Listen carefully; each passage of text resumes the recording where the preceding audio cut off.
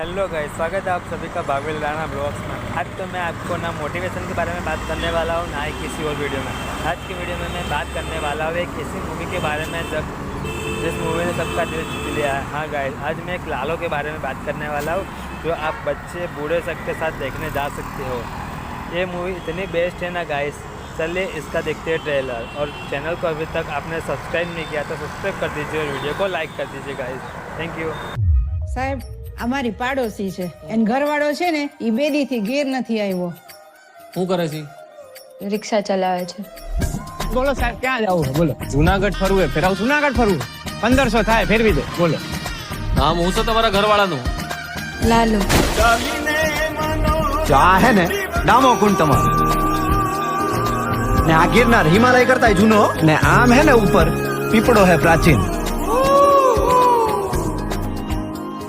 એ સૂંઘવાની પીવાની કઈ લત છે કાંઈ? તમને ખબર પડે એમને ક્યાં હોદવા જવા અમારે? ક્યારેક ક્યારેક પીતા હતા। ક્યારેક કે રોજ? રોજ।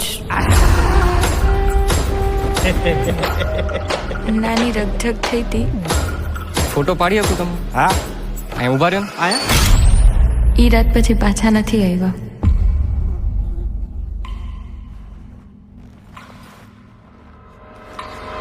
નમસ્કાર।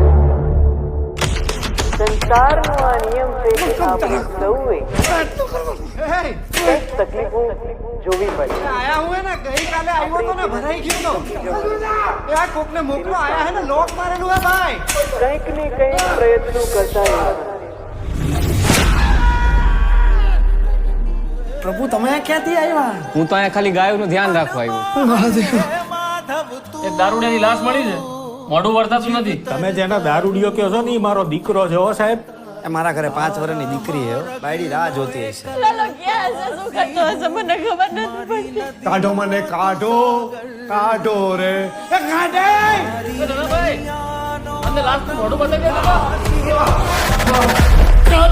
કાઢેલા કોક તો કાઢ। પ્રભુ એને મારા કોઈ ભાઈબંધ નથી। પ્રભુ તમે મારા ભાઈબંધ બનશો।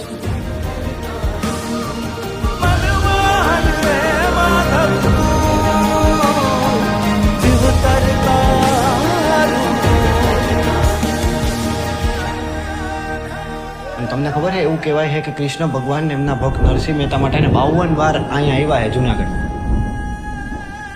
52 વાર? 52 તમને નથી ખબર ને?